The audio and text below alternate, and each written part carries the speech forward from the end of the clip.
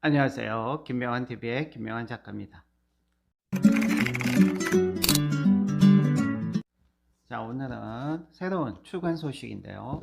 퀀텀 독서법 10주년 기념 개정판이 출간되었습니다. 새로운 내용이 생각보다 많이 있습니다. 자, 그 중에 하나를 오늘 얘기해 보려고 합니다.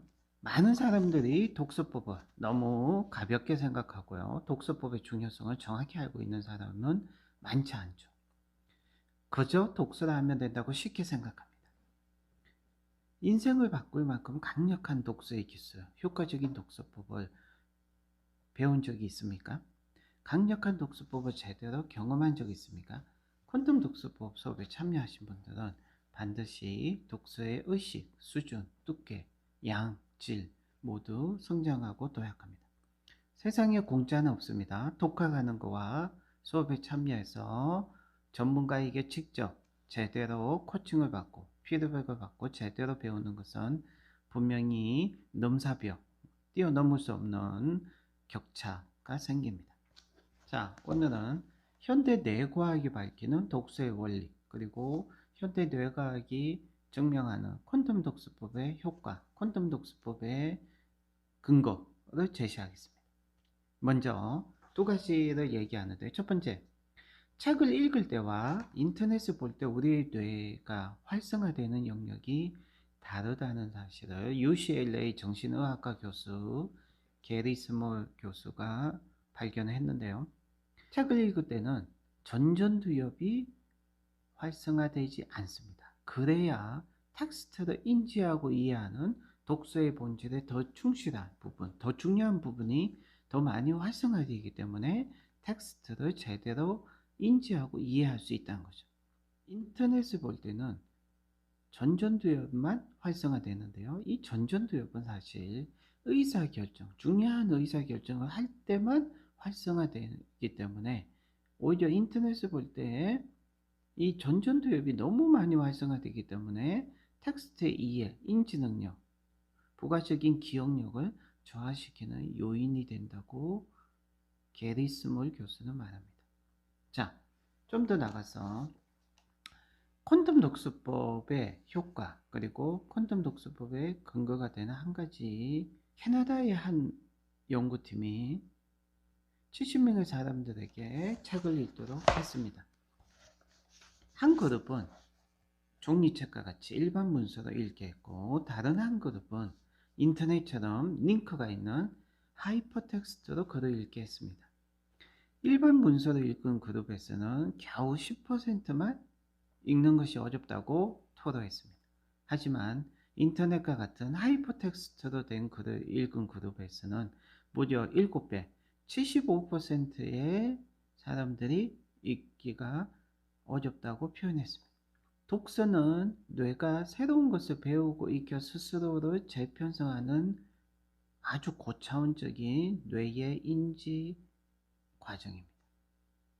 여기서 가장 큰 걸림돌이 바로 이런 하이퍼텍스트가 있는 글, 즉 인터넷 그리고 스마트폰이라는 사실을 우리는 확실하게 알아야 됩니다.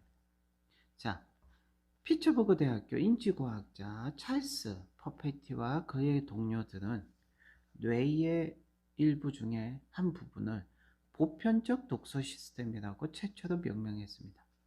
보편적 독서 시스템은 우리 인간이 보편적으로 독서할 때 사용해야 되는 영역을 말하는데요. 이 보편적 독서 시스템에는 전두엽, 척두 두정엽, 후두엽 부위를 연결하는 엄선된 영역입니다.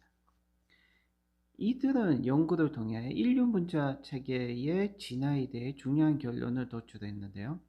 그 결론을 요약하면 이렇습니다. 쉽게 요약을 하기 위해서 어떤 언어로든 독서를 할수록 뇌의 길이와 넓이가 재편성된다고 합니다. 그리고 독서 능력은 다양한 뇌의 정보원이 연결하고 통합하는 뇌의 능력에 비례합니다.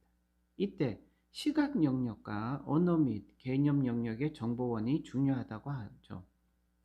이러한 통합 능력은, 이런 시각 영역, 언어 영역, 개념 영역 모두를 통합하는 능력은 각 부위와 영역 성숙도의 속도에 좌우되고, 자, 여기서 독서의 속도와 관련된 중요한 얘기 나옵니다.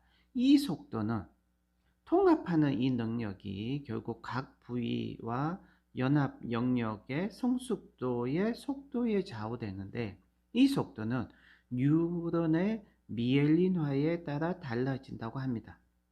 미엘린이 시냅스를 두껍게 둘러쌀수록 뉴런과 뉴런 사이의 시냅스 전기 신호가 더 빠르고 더 효율적으로 전달할 수 있습니다. 우리가 독서를 할 때 정말 중요한 기능 중에 하나는 뉴런과 뉴런 사이의 시냅스의 전기 신호가 더 빠를수록, 더 효율적으로 전달될수록 독서를 더 빠르게 할 수 있고, 더 쉽게 할 수 있고, 에너지를 더 절약하면서 할 수 있어요.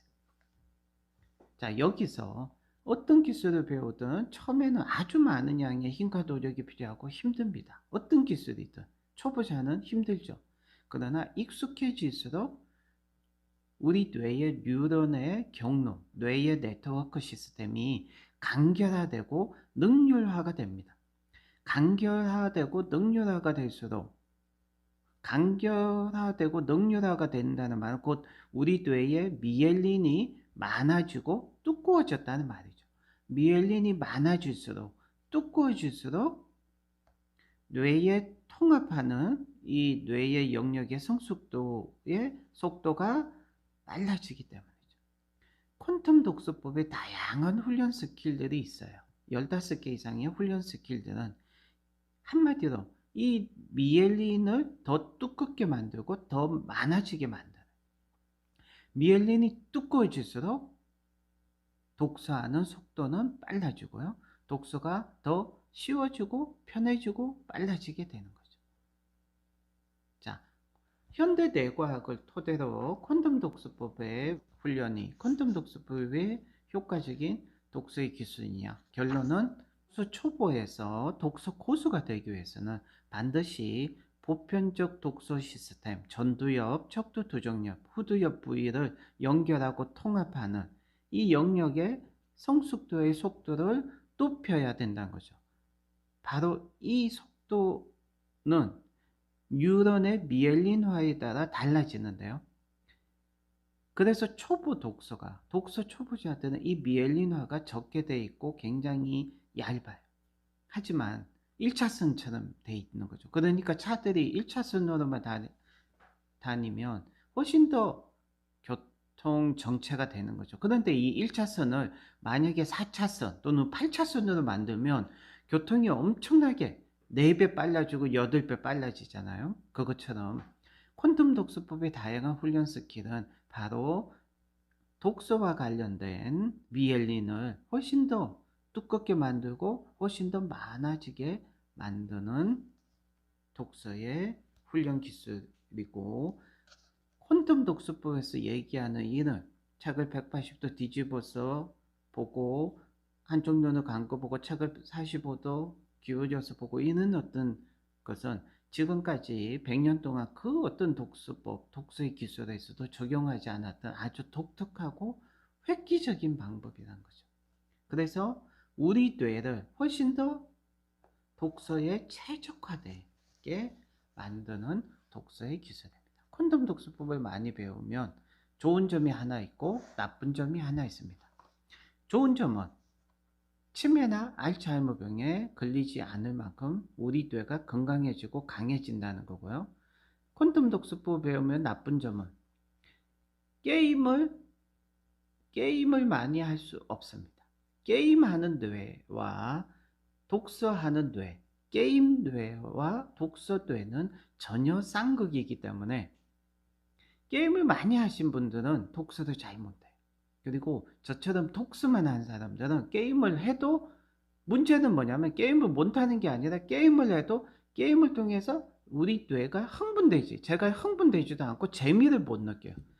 재미를 못 느껴서 하루 종일 게임하라고 하면 저는 정말 고통스러울 겁니다. 그래서 이미 저는 독서뇌로 바뀌어진 사람이에요.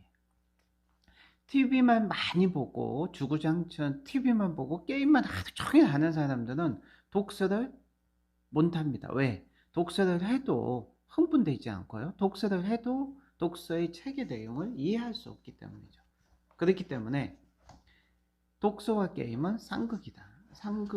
독서와 게임은 서로 쌍극이라는 것을 아시고요. 자, 1시간에 한권 퀀텀 독서법 개정판이 나왔습니다. 편에 없었던 많은 내용들이, 생각보다 많은 내용들이 있기 때문에 한번 보시면 되고요. 퀀텀 독서법 매주 토요일 3주마다 계속 개강이 되고 있으니 퀀텀 독서법 한번 배워보시는 것도 굉장히 도움이 될 것 같습니다. 지금까지 대한민국 넘버원 책쓰기 독서법 학교 김명환 칼리지 교장 김명환 작가였고요. 자, 독자를 유혹하는 책쓰기, 책쓰기에 관심이 있으신 분들은 이 책을 추천해 드립니다. 자, 오늘도 책 읽기와 책쓰기 열심히 해주십시오. 감사합니다.